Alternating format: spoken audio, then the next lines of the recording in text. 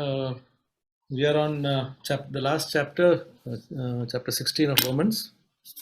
तो हम रोमन्स के आखिरी अध्याय पे हैं, 16वां अध्याय। Last time we looked up to verse 16. हमने पिछले बार 16वें वचन तक देखा था। And in that 1 to 16 we found about so many names, around 27 names were mentioned there. And it shows how important, the gospel and even God considers names. और 1 से 16 के जो वचन हैं हमने उनमें करीब 27 नाम देखे, और ये इसी बात को दर्शाता है कि लोग कितने महत्वपूर्ण हैं परमेश्वर के नजर में भी। And Paul remembered all these names, and for Rome he remembered so many. That means so many names he must be remembering of various churches. और पौलुस को इतने सारे नाम याद थे, इतने सारे लोगों के और इतने सारी कलीसियाओं के। So the challenge to us is, brothers and sisters, that whether we know the different people in our midst at least. तो हम सब के लिए ये चुनौती है कि क्या हम अपने बीच में एक दूसरे को जानते हैं। So we may know the people who attend the meetings, but what about their near and dear ones, at least their parents? And do we know every family's names? और हम मीटिंग में जिन लोगों से मिलते हैं हम उनके बारे में जानते होंगे, बट क्या हम उनके परिवार के बारे में और उनके नाते रिश्तेदारों के बारे में, क्या हम उनके बारे में जानते हैं? So when we know the names of different people in the family, it shows that we are interested in them. तो जब हम ये सारे भाई बहन और उनके परिवारजनों के बारे में जानते हैं, उनके नाम जानते हैं, तो इसका ये मतलब होता है कि हमारी उनमें दिलचस्पी है। And then when we pray for them in our intercessory time, then we remember these names also. और इसलिए जब हम उनके लिए प्रार्थना करते हैं हमारे प्रार्थना के समय में, तो ये नाम भी हमें याद रहते हैं। Yeah, so now we look at from 17 to 27. तो अब हम वचन 17 से 27 तक देखेंगे। So verse 17 says, now I urge you, can you read that? I will not read in English.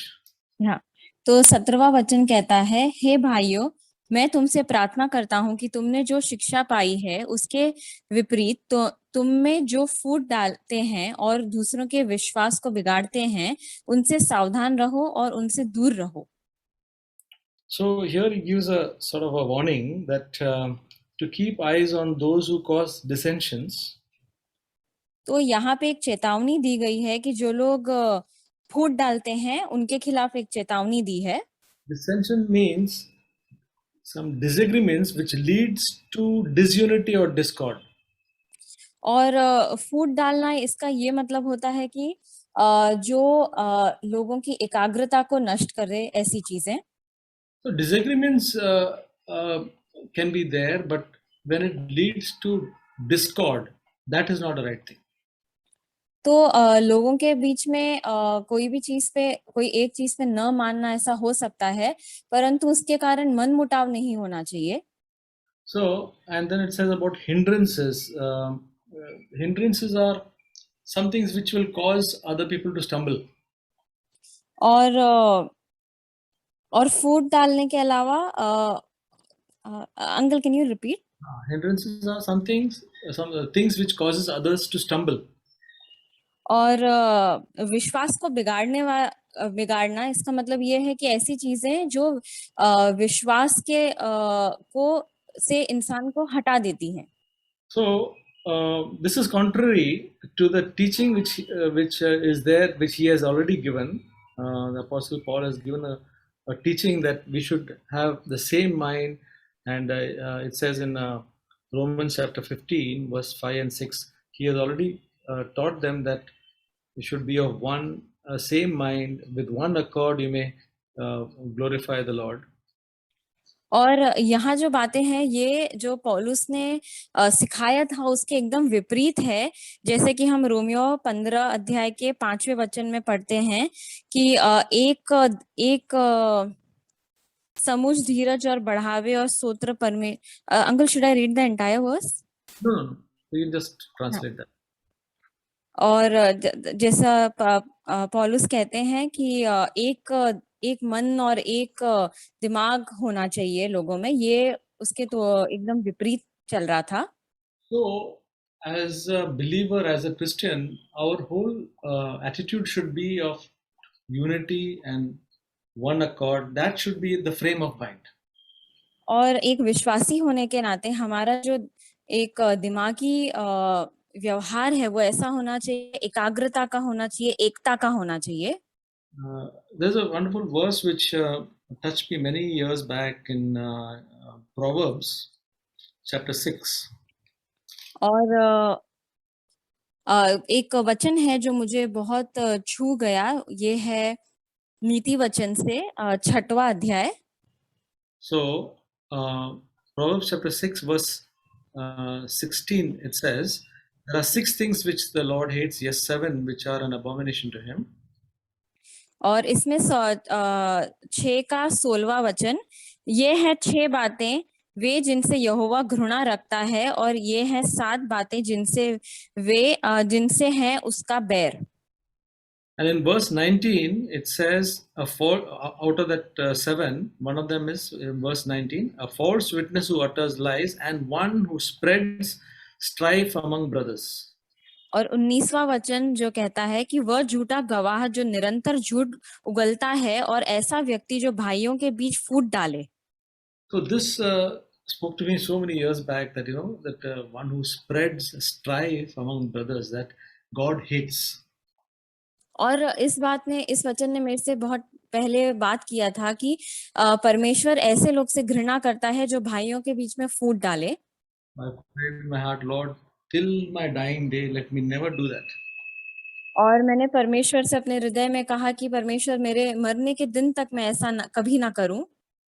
I don't want to put one brother against another brother, one sister against another sister. मैं कभी भी एक भाई को दूसरे भाई के खिलाफ या एक बहन को दूसरे के खिलाफ नहीं करना चाहता। So now we go to verse 18. For such men are slaves. Read verse 18. हाँ, तो हम अब 18वें वचन को पढ़ेंगे। क्योंकि ये लोग हमारे प्रभु यीशु मसीह की नहीं बल्कि अपने पेट की उपासना करते हैं, And further, और अपनी खुशामद भरी चिकनी चुपड़ी बातों से भोले भोले लोगों के हृदय को छलते हैं। he's talking about some people who bring false teaching, and they don't have the Lord Jesus as their, the priority. They have some other things like, their appetite and their glory. If you read in Philippians chapter 3, verse 19, we can come to know. Philippians 3:19. और यहाँ कुछ ऐसे लोग हैं जिनकी जो शिक्षा है वो एकदम विपरीत है, और वह अपने ही उपासना के भूखे होते हैं। और हम फिलिपियो का 3 अध्याय का 16वां वचन में जैसे पढ़ते हैं। Who's in? Read verse 19, Philippians 3:19. फिलिपियो 3 अध्याय 19वां वचन जो कहता है, उनका नाश उनकी नियति है, उनका पेट ही उनका ईश्वर है, और जिस पर उन्हें लजाना चाहिए उस पर वे गर्व करते हैं, और उन्हें बस भौतिक वस्तुओं की चिंता है। So, whose God is their appetite, whose glory, they glory in their shame, some things which they, which does not bring glory to God, they glory in that.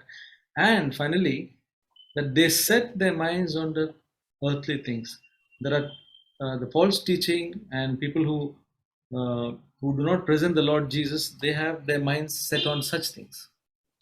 तो जैसे कि यहाँ लिखा है कि वो पेट ही उनका ईश्वर होता है, और जिन चीज पे लजाना चाहिए वो उन पे गर्व करते हैं, वो परमेश्वर की महिमा नहीं करते, और उनका जो मन और दिमाग है वो सिर्फ भौतिक वस्तुओं पे रहता है। But they may speak very sweetly, and it says, by the smooth and flattering speech, they can deceive the hearts of unsuspecting. और उनकी जो जबान होती है वो उससे बहुत मीठे मीठे शब्द बोलते हैं जिससे वो किसी को भी फुसला सकते हैं। So we have to get discernment to really know. So if we are following the Lord in sincerity, we will be able to discern this more easily. तो ये सारी चीजें के लिए समझ होनी चाहिए, और अगर हम परमेश्वर के साथ चलेंगे तो परमेश्वर हमें ये समझ देंगे। Anybody who values the earthly things more than the things of God, there is a danger in that. कोई भी जो भौतिक जो वस्तुओं को ज्यादा प्राथमिकता देता है परमेश्वर के आगे, उनसे बहुत बच के रहने की जरूरत है। Verse 19, can you read? Uncle, Romans 19। Yeah, Romans 16, 19. और हम रोमन्स 16 के 19वें वचन में पढ़ेंगे। तुम्हारी आज्ञाकारिता की चर्चा बाहर हर किसी तक पहुंच चुकी है, इसलिए तुमसे मैं बहुत प्रसन्न हूं, किंतु मैं चाहता हूं कि तुम नेकी के लिए बुद्धिमान बने रहो और बुराई के लिए अबोध रहो। It's a very important verse. ये बहुत ही महत्वपूर्ण वचन है। It says, the report of your obedience. I mean, this Roman church, they were obedient to what the teaching and the gospel which Paul and the other teachers presented to them. और यहाँ जो Romeo का जो कलीसिया था, उसकी आज्ञाकर्ता की चर्चा जो थी वो बाहर तक थी। इसका मतलब ये है कि उनको जो सोच समाचार दिया गया था उसका वो लोग उसकी आज्ञा मानते थे। So Paul was naturally, I mean, rejoicing that these people were, obedient to the truth, and they were. It was a good church. और इसलिए पौलुस उनसे बहुत प्रसन्न था कि वो आज्ञा का पालन करते थे और वो एक अच्छी कलीसिया थी। But he wanted to warn them against this false teaching and all which can come. He says, I want you to be wise in what is good. But वो उनको लेकिन वो उन्हें चेतावनी देना चाहता था जो गलत शिक्षा है उसके खिलाफ। इसलिए वो उनसे कहता है कि बुद्धिमान बने रहो, नेकी के लिए बुद्धिमान बने रहो और बुराई के लिए अबोध रहो। And innocent in what is evil. और बुराई के लिए अबोध रहो। So there are 2-3 verses, similar verses, which we'll read to emphasize. It's not only here, but we'll read in Matthew chapter 10, verse 16. और इससे ही मिलते जुलते कुछ और वचन हैं जो हम अभी पढ़ेंगे। जो है, एक है मरकुस की किताब, सॉरी मती की किताब का 16वां अध्याय। Can you read it? Yes, uncle, 16 and which verse? Matthew chapter 10, verse 16. मती 10 का 16।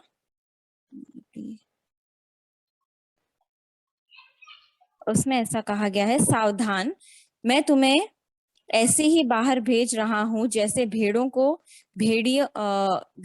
भेड़िए के बीच में भेजा जाए। 100 सांपों की तरह चतुर और कबूतरों के समान भोले बनो। Yeah, so it says you have to be shrewd as serpents.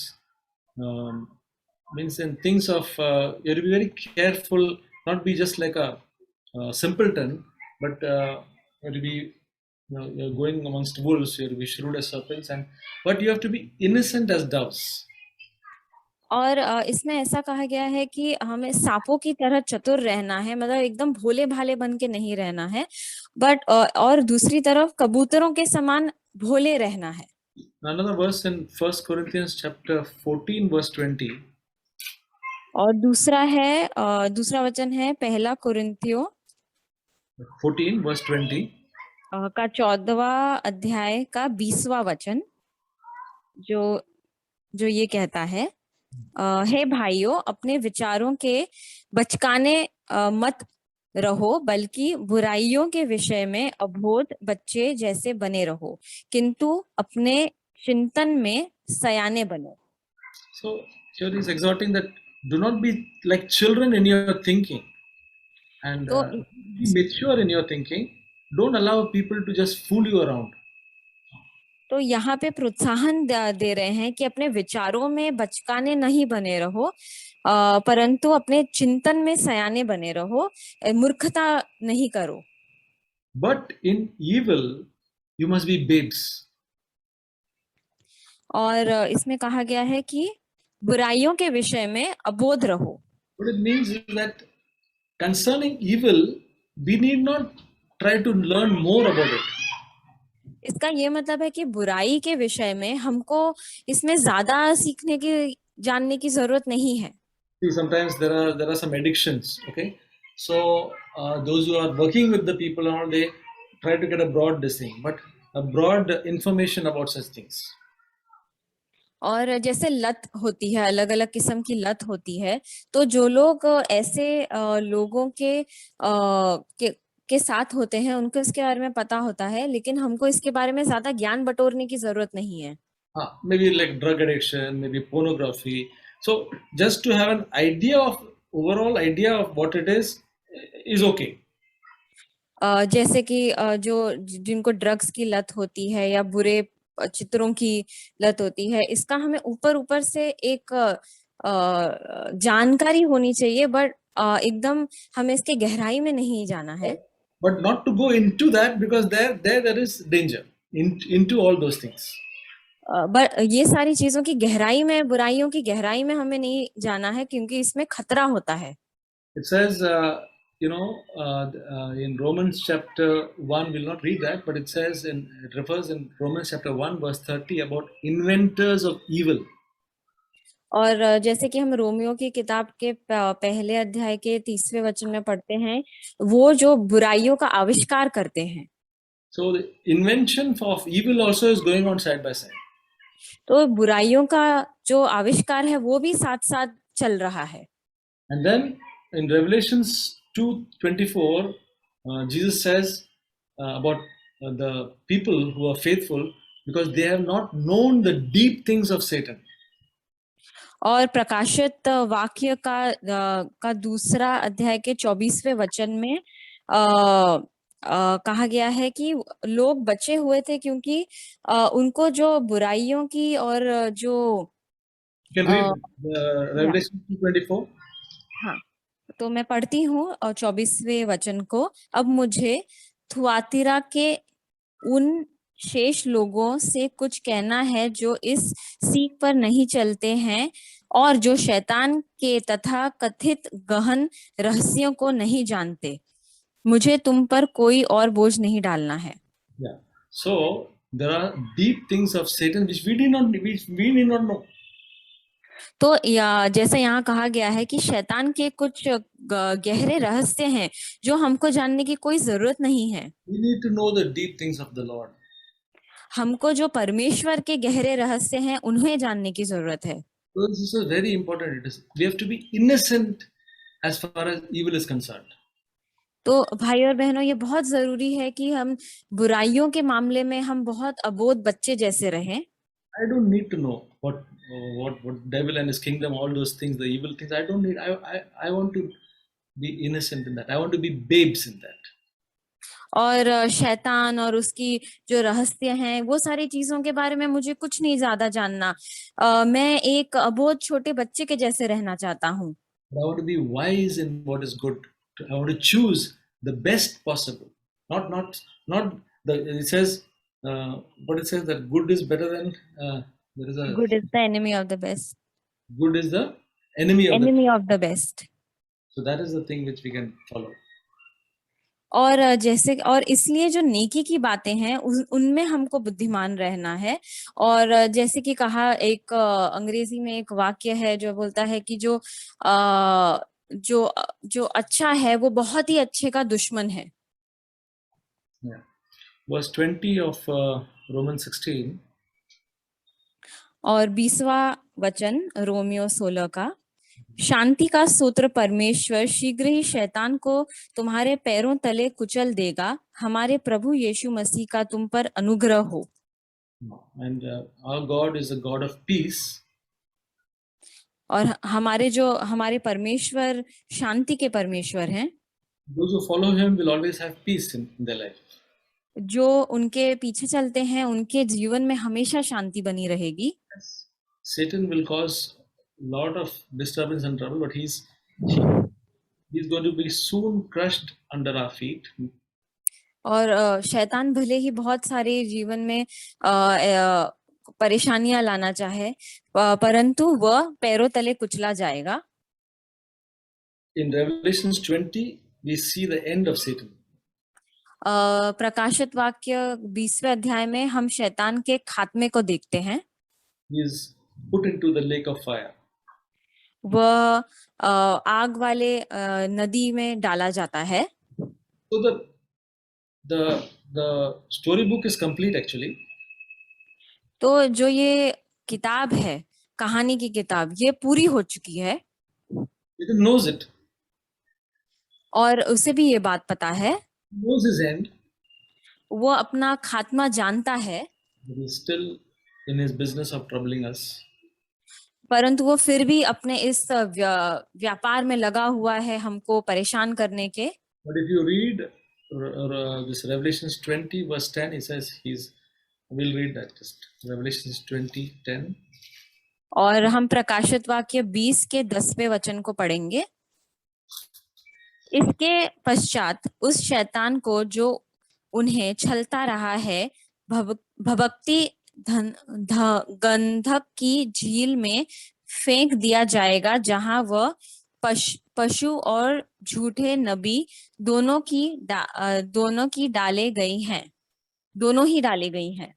So, brothers and sisters, we need not be afraid of Satan, but we have to be we have to be careful about his we have to be not ignorant about his wiles. तो भाई और बहनों, हमको शैतान के खिलाफ हमको एकदम ऐसा नहीं रहना है कि हमें कुछ भी ना पता हो। हमको वो क्या उसकी योजनाएं हैं, हमको उसके बारे में पता होना चाहिए। And then it says, the grace of our Lord Jesus Christ be with you. Just one second, uncle. Romans 16 verse 20. और रोमियो 16 का 20 में जैसे कहता है कि शांति का स्तोत्र परमेश्वर। So the grace of our Lord Jesus Christ is what we need every day in our life, and that is sufficient for us. तो प्रभु यीशु का जो अनुग्रह है वो ऐसी चीज है जो हमको हमारे दैनिक जीवन में हर रोज चाहिए। Now if you read from 21 verse 21 to 24 of 16, we'll find again he continues in some greeting and about some names, about another totally about 35 names I counted. Read 21 to 24. और वचन 21 से 24 के बीच में वापस से हम कई सारे नाम पढ़ते हैं जिन्हें हम अभी पढ़ेंगे। हमारे साथी कार्यकर्ता तिमिथियुस और मेरे यहूदी साथी लुकियुस, यासोन तथा सोसिपत्रुस की ओर से तुम्हें नमस्कार। इस पत्र के लेखक मुझ तिरितियुस का प्रभु में तुम्हें नमस्कार। मेरे और समूची कलीसिया के अतिथकर्ता गयुस का तुम्हें नमस्कार। इरास्तुस जो नगर का खजांची है और हमारे बंधु क्वारतुस का तुमको नमस्कार। Verse 24 says again, the grace of our Lord Jesus Christ be with you all. हाँ, और 24वां वचन, हमारे प्रभु यीशु मसीह का अनुग्रह तुम सबके साथ रहे, आमीन। Now verse 25, read it. और 25वां वचन कहता है, उसकी महिमा हो जो तुम्हारे विश्वास के अनुसार, यानी यीशु मसीह के संदेश के जिस सुसमाचार का मैं उपदेश देता हूँ उसके अनुसार तुम्हें सुदृढ़ बनाने में सामर्थ है। परमेश्वर का यह रहस्यपूर्ण सत्य युगानुयुगातर से छिपा हुआ था। Yeah. So now him who is able to establish us according to the gospel. और वो जो तुम्हारे विश्वास के अनुसार स्थापित कर सकता है। God is able to establish us through the gospel. परमेश्वर हमको सुसमाचार के द्वारा हमें स्थापित कर सकते हैं। And the preaching of Jesus Christ. और यीशु मसीह के संदेश के द्वारा। That is, we from the word of God we see the greatness of Jesus Christ.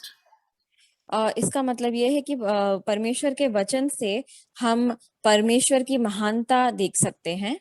Jesus Christ, the greatness of Jesus. हम यीशु मसीह की महानता देख सकते हैं. More we see the greatness of Jesus by the preaching and through the word, then one preacher put it like this, that John the Baptist says he must increase and we must decrease, so it will automatically happen. और जब यीशु मसीह की महानता हम और भी और देखेंगे, तो जैसे कि कहा गया है, जॉन द बैप्टिस्ट ने कहा था कि वो बढ़े मैं घटूं. Okay, so that is a very important thing in our life. We see Jesus as, through the scriptures, we see and the word of God shows so many things, but we need a revelation, as it says here, according to the revelation of the mystery which has been kept secret for a long time, long ages past. और ये जो है हम uncle, just one second, uncle, can you please repeat? What I'm saying is, the preaching of Jesus Christ, that we see Jesus Christ as he is actually presented in the scriptures, and that comes by a revelation of the mystery which has been kept secret. What is written? The revelation of the mystery which has been kept secret for long ages past. और जो परमेश्वर, जो यीशु मसीह के जो संदेश है, हम उनके थ्रू, उनके जरिए हमको वचन के ऊपर प्रकाशन मिले, जैसे कि यहाँ कहा गया है कि परमेश्वर का यह रहस्यपूर्ण सत्य युगानुयंतर से जो छिपा हुआ है, ये प्रकाशन के द्वारा हमें मिल सकता है. Sisters, this we get established and we get strengthened in our faith with all these things, the gospel which we have heard, the good news we have heard, and the more and more we know about Jesus, and it comes by revelation, because it's all, these things are hidden in the word of God, but the Lord reveals it to us. Then we become more strong in our faith and in our walk with the Lord. तो हाँ, हम विश्वास में किसके जरिए हम स्थापित होते हैं? हम सुसमाचार के जरिए स्थापित होते हैं, और ये जो परमेश्वर का रहस्य है और सत्य है, जो हमसे छिपा हुआ है, ये प्रकाशन के द्वारा हमें पता चलता है, और यही हमको यीशु मसीह में और हमारे विश्वास में स्थापित करता है. Verse 26. और 26वां वचन, किंतु जिससे अनंत परमेश्वर के आदेश से भविष्यवक्ताओं के लेखों द्वारा अब हमें और गैर यहूदियों को प्रकट करके बता दिया गया है, जिससे विश्वास से पैदा होने वाली आज्ञाकारिता पैदा हो. So all these knowing and knowing the gospel, knowing about Jesus, and knowing the revelation, it leads to the obedience of faith. तो ये जो सारी जानकारी है परमेश्वर के बारे में और सुसमाचार के बारे में, और जो हमको प्रकाशन मिलता है, ये सारी चीजों का जो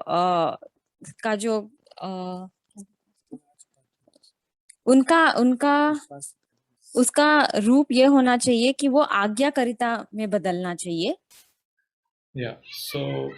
So these things, so these are the things which encourage us in our walk with the Lord and builds us up. और ये वो सारी बातें हैं जो हमको परमेश्वर में बनाती हैं और हमें प्रोत्साहन देती रहती हैं.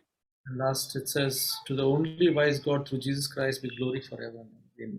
और 27वां वचन, यीशु मसीह द्वारा उस एकमात्र ज्ञानमय परमेश्वर की अनंत काल तक महिमा हो. आमीन. So we finished this. I hope and trust that this Romans, we can give you a feedback. I wanted to take a small summary, but then it will take time, and there will not be time for others to share. But this whole Romans from 1 to 16 has got a lot of help for our individual lives. तो ये जो हमने आज ये पूरा Romeo का जो किताब है वो खत्म कर लिया है, और ये पूरी जो किताब है, इससे हमको हमारे व्यक्तिगत जीवन में बहुत मदद मिलेगी. It lays the foundation of justification by faith. और ये नींव रखता है विश्वास के द्वारा धार्मिक ठहराने के लिए. and that we are reckoned as righteous because of our faith. और हम हमारे विश्वास के द्वारा धार्मिक ठहराए जाते हैं। It is about freedom from the law and living by the power of the Holy Spirit. और ये जो नियम कानून उनसे आजादी और पवित्र आत्मा में ताकत से जीने के बारे में है। And so on and so on. There are many others in the other chapters which we have gone through. So it gives us a good foundation to live our to walk in our Christian life. तो ये हमें एक अच्छी नींव देता है हमारे क्रिस्ती जीवन में चलने के लिए। मैं परमेश्वर का धन्यवाद देती हूँ कि जो भी हमने सुना आज, मुझे जैसे मेरे को लगा परमेश्वर मुझसे कुछ बात कर रहे हैं। बीते दिनों में भी परमेश्वर ने यही चीज को लेकर मुझसे बात किया, लेकिन शायद मैंने उस चीज को इतना सीरियस नहीं ले पाई। बट अभी मुझे लगा कि परमेश्वर सच में मुझसे बात कर रहे हैं कि जैसे मैथ्यू अंकल बता रहे थे कि हम जब भी किसी को कुछ बोलते हैं तो हमारे थ्रू किसी के बीच में फूट नहीं आनी चाहिए। बीते दिन में मैं एक इंसान से बात कर रही थी और मेरा जो मोटिव था वो सही था और मैं जो बात कर रही थी वो भी सही था, बट वहां पर जो मैंने एक वर्ड यूज किया था तो मुझे लग रहा था कि अभी उस चीज को लेकर, और उसी टाइम पे मेरे हस्बैंड ने भी मुझे बोला कि ये जो वर्ड यूज किया वो गलत किया आपने। बट टाइम की कमी के मतलब मेरे पास इतना टाइम नहीं था कि मैं उस चीज को करेक्ट कर पाऊँ। तो वो जो वर्ड मैंने यूज किया था उसके थ्रू मुझे लगा कि शायद हो सकता है कि वो दो इंसान के बीच में फूट आ सकती है अगर वो इंसान इतना अगर मैच्योर्ड या समझ में ना ले तो आई रियली थैंक गॉड कि परमेश्वर अपने बच्चों से सच में रियली मुझे ऐसा लगा कि परमेश्वर मुझसे बहुत प्यार करता है कि मेरी छोटी छोटी गलती अगर हम एक बार गलती करने के बाद अगर उसको सीरियस नहीं भी लेते हैं तो परमेश्वर हमको फिर से कन्विक्ट करा रहा है कि यहाँ पर तुम गलत हो सुनंदा, आपको उस चीज को करेक्ट करना है। तो मैं परमेश्वर का धन्यवाद देती हूँ कि परमेश्वर ने इस चीज को लेकर मुझसे बात किया कि हमारे हर एक शब्द में हमको मैं ये चीज सोच रही थी कि अगर मेरे जगह पे प्रभु यीशु होते तो शायद ये चीज नहीं बोलते थे। चाहे वो अपने आप को मतलब कहता है कि कभी कभी हम अपने बचाव के लिए कि हम गलत ना ठहरे करके हम उस चीज को क्लैरिफाई करने के लिए जाते हैं, बट उससे हो सकता है कि सामने वाले पर्सन के बीच में फूट आ जाए। तो आई रियली थैंक गॉड कि परमेश्वर ने बात किया। Please God. शेयर करना चाहती हूँ एक विषय में जिसमें परमेश्वर ने मुझे आजादी दी।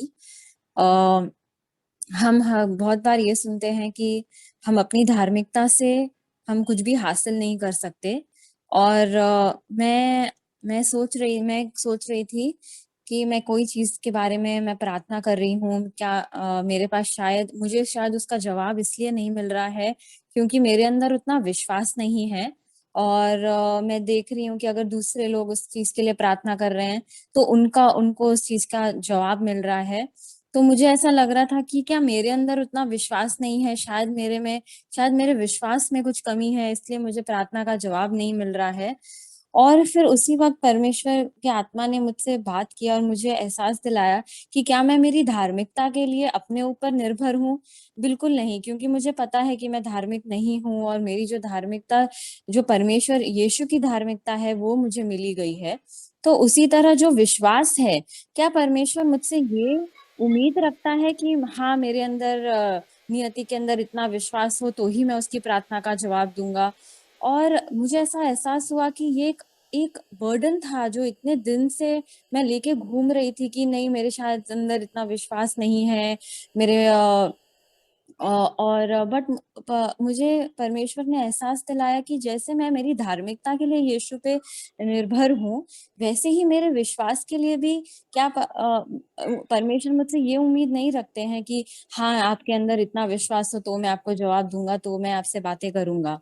तो ये चीज ने मुझे बहुत एक आजादी दी मेरे मन में, और मुझे एक शांति दी कि मेरा विश्वास एक राई के दाने जितना भी अगर छोटा हो, उतना उतना विश्वास भी काफी है। और परमेश्वर मुझे मेरे विश्वास के ऊपर मुझे जज नहीं करते या मेरे प्रेयर्स को आंसर नहीं करते। तो इस चीज ने मुझे बहुत शांति दी। कि मेरा जो विश्वास है वो यीशु से ही आता है। मैं भी कुछ शेयर करना चाहती हूँ। जो रोमन्स का हमने अभी स्टडी पूरा किया, तो पूरे स्टडी के टाइम पे हम लोग हर बाइबल स्टडी में बैठ नहीं पाते थे, पर जितना भी हो पाता था उतना बैठते थे। और फिर अभी मैं कुछ ओल्ड टेस्टामेंट का कुछ पढ़ रही थी अपनी पर्सनल बाइबल स्टडी में। फिर वो एक चैप्टर खत्म होने के बाद फिर मुझे ऐसा लग रहा था कि अब मुझे नेक्स्ट चैप्टर शुरू करने के लिए उसमें बहुत ज्यादा ये शायद मैं उतना टाइम नहीं दे पाऊंगी समझने के लिए। मुझे ओल्ड टेस्टामेंट समझने में थोड़ा टाइम लगता है, इसलिए तो फिर मैंने सोचा अभी मैं क्या शुरू करूं। तो मैंने मेरी पर्सनल बाइबल स्टडी में भी जो हमने रोमन्स का पढ़ा वही मैंने फिर से शुरू किया। और तो मैं ऐसे सोच रही थी कि मतलब वो तो मेरा साथ में चल ही रहा है, लेकिन मैंने सोचा एक बार मैं उसको ही रिवाइज मतलब एक बार फिर से अपनी पर्सनल बाइबल स्टडी में भी वही करती हूँ। तो जो हमारा CFC का चैनल है उसके ऊपर उसके ऊपर सारे जो ऑडियोज हैं वो डाले गए हैं। तो मैं वहीं से शुरू किया मैंने रोमन्स का फर्स्ट चैप्टर, फिर अभी सेकंड चैप्टर शुरू किया। तो मैं सबको ये एनकरेज करना चाहती हूँ कि वो बहुत ही ज्यादा मेरे लिए बहुत बेनिफिशियल रहा। और जो भी सुन चुके हैं ऑलरेडी उसको दोबारा भी सुन रहे हैं, तो ऐसा लग रहा है कि परमेश्वर हमसे बहुत बात कर रहे हैं। तो और सारी सीरीज वर्स बाय वर्स वहां पर अवेलेबल है। तो मुझे ऐसा लगा कि जिन लोगों का भी अगर मिस हुआ है तो उन लोग भी वहां से उसको उसका फायदा ले सकते हैं। और सारे वर्सेस को ब्रदर्स ने इतना इतना अच्छे से समझाया है कि मुझे लगता है कि जो नया भी होगा फेथ में वो भी उसको आराम से समझ सकता है। तो मैं परमेश्वर का धन्यवाद देती हूँ कि हम लोग पूरा रोमन्स का बुक को खत्म कर पाए और इतना अच्छे से हमारे पास अवेलेबल है सारा सारा मटेरियल पढ़ने के लिए और समझने के लिए। बहुत सारे लोगों के पास शायद नहीं होगा अवेलेबल। और जो रोमन्स की बुक में से सबसे ज्यादा मुझसे बात किया है वो जो कंडेमनेशन के ऊपर है, सेल्फ कंडेमनेशन। जैसे अभी नियति भी बांट रही थी कि हम सोचते हैं कि हमारे अंदर कुछ कमी है इसलिए परमेश्वर हमें ब्लेस नहीं कर रहे हैं, या फिर हम ये जो बात है ये मेरे जो आत्मिक जीवन में बहुत दिनों तक मुझे भी रोकी थी। जब मैं बड़ौदा में थी तो मैं देखती थी कि लोग अपनी क्रिश्चियन लाइफ में बहुत आगे बढ़ रहे हैं और वो लोग इतना फेथ से परमेश्वर के बारे में बोलते थे और वो लोग मतलब एकदम हैप्पी भी लगते थे। मैं सोचती थी कि मैं शायद मतलब उतनी परमेश्वर को प्रसन्न नहीं कर पाती हूँ, शायद इसीलिए परमेश्वर मुझे वो अंदर से शांति नहीं देते हैं। मैं कभी कभी कुछ थॉट्स ऐसे खुद के बारे में सोचती थी कि मैं उतनी अच्छी नहीं हूँ, मगर मैं परमेश्वर का धन्यवाद देती हूँ कि परमेश्वर ने इन वचनों के द्वारा भी हम मुझसे बात किया है। और हमारी सबकी प्रार्थनाओं के द्वारा परमेश्वर की पवित्र आत्मा ने मुझे ये सिखाया है कि हमारी धार्मिकता से हम कुछ नहीं कर सकते। और ये जो सेल्फ कंडेमनेशन के बारे में दिया है रोमन्स के 8वें अध्याय में कि there is therefore now no condemnation for those who are in Christ Jesus.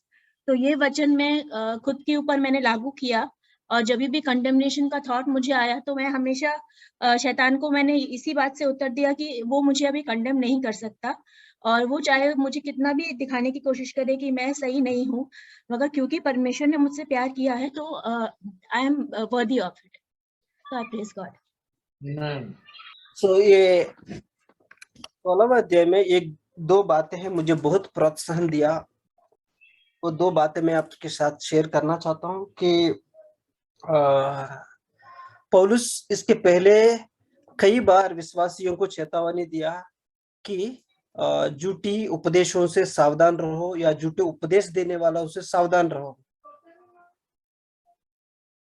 17 वर्ष में पौलुस हमें एक रिक्वेस्ट के रूप में करते हैं कि जो यानी कलीसिया या भाई बहन जो विश्वासी है उनके बीच में जो फूट डालने वाली या टोकर खिलाने वाले का जो कारण बनते हैं उनसे सावधान रहने के लिए बारे में। ये चीज मुझे बहुत चुनौती दिया कि मैं ऐसे लोगों को कैसे पहचान पाऊंगा जो फूट डालते हैं या मैं और परमेश्वर के बीच में कुछ दीवार खड़ा करते, ऐसे लोगों को मैं कैसे पहचान पाऊंगा। मैं ब्रदर्स एंड सिस्टर्स, परमेश्वर ने हमें पवित्र आत्मा दिया है, पवित्र आत्मा दिया है और परमेश्वर हमें वो चीज हमें बताएगा जो हमें परमेश्वर के करीब जाने के लिए क्या रुकावट है। तो एक चीज मुझे बहुत प्रोत्साहन मिला कि या मनुष्यों को विश्वास दिलाया या विश्वास में स्थिर किया और परमेश्वर के राज्य में आज तक चलाया, वो परमेश्वर की सत्य है। जैसे कि वचन में लिखा है कि जब तुम सत्य को जानेगे सत्य तुम्हें स्वतंत्र करेगा, यानी परमेश्वर का सत्य हमें हर एक चीज से स्वतंत्र करते रहेगा। लेकिन शैतान के पास एक वेपन है। अब हम सबको मालूम है 2000 साल पहले यीशु ने शैतान को क्रूस पर हरा दिया, कुचला दिया, उसको सारा अधिकार ले लिया गया है क्रूस पर मरकर। लेकिन आज भी एक चीज जो शैतान इस्तेमाल करती है वो क्या है? झूठ। वहां पर लिखा है कि उसके पास एक वेपन है। जॉन चैप्टर में अगर देखेंगे जॉन 8:44 ने, वो झूठ का पिता है। जब वो झूठ बोलता है या जब हम झूठ बोलते हैं तो हमारा पिता कौन होगा? भी शैतान होगा। यानी हमें परमेश्वर के राज्य में या सत्य के बीच में चलने के लिए, यानी परमेश्वर के राज्य में आगे चलने के लिए हमें शैतान एक रुकावट डालेगी, वो असत्य, झूठ है। तो मैं इन लोगों को कैसा पहचान पाऊंगा जो चर्च में या भाई बहनों के बीच में जो टूट और टोकर लाते हैं? ऐसा कैसा पहचान पाऊंगा मैं? मैथ्यू चैप्टर उसमें लिखा है कि मैथ्यू चैप्टर 7:20 बाद में आप पढ़ सकते हैं कि ऐसा लोगों को मैं इस तरह से पहचानूंगा कि उनकी फलों से मैं पहचानूंगा। जरूर परमेश्वर हमें पवित्र आत्मा दिया है, हम उनकी फलों से यानी उनको पहचान चाहिए कि कौन लोगों के बीच में या फूट डाल रहे हैं या कौन परमेश्वर के पीछे चलने के लिए एक रुकावट बन रहे हैं। वो एक ही चीज से पता चल जाए कि मैथ्यू 7:20 में लिखा है कि उनकी फलों से पता चल जाएगा वो कौन है। तो ये चीज मुझे बहुत प्रोत्साहन मिला कि प्रभु को धन्यवाद देता हूँ कि उसने मुझे पवित्र आत्मा दिया, हम सबको पवित्र आत्मा दिया।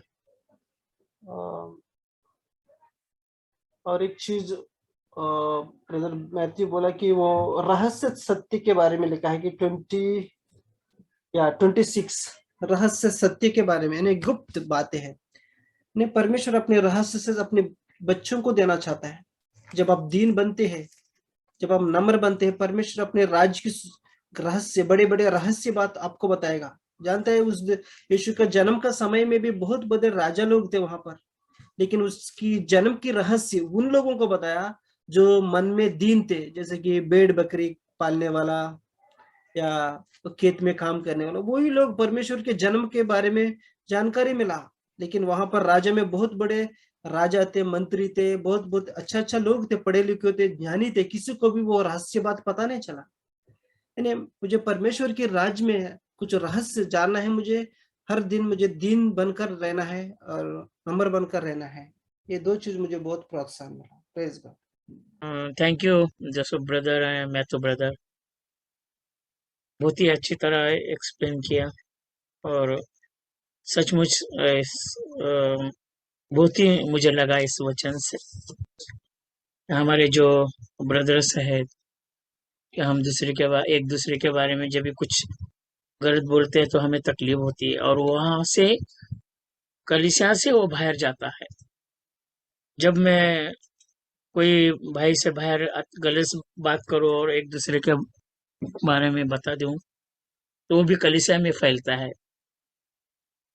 बहुत ही अच्छी तरह एक्सप्लेन किया, इसके लिए बहुत बहुत धन्यवाद। और अब कभी कभी हम लोग प्रार्थना करते हैं, जैसे मैं प्रार्थना करता हूँ, और कभी हमारी वो प्रार्थना सुनी नहीं जाती क्योंकि हमारा ध्यान और किसी चीज पे रहता है, इसके लिए वो प्रार्थना जल्दी सुनी नहीं जाती।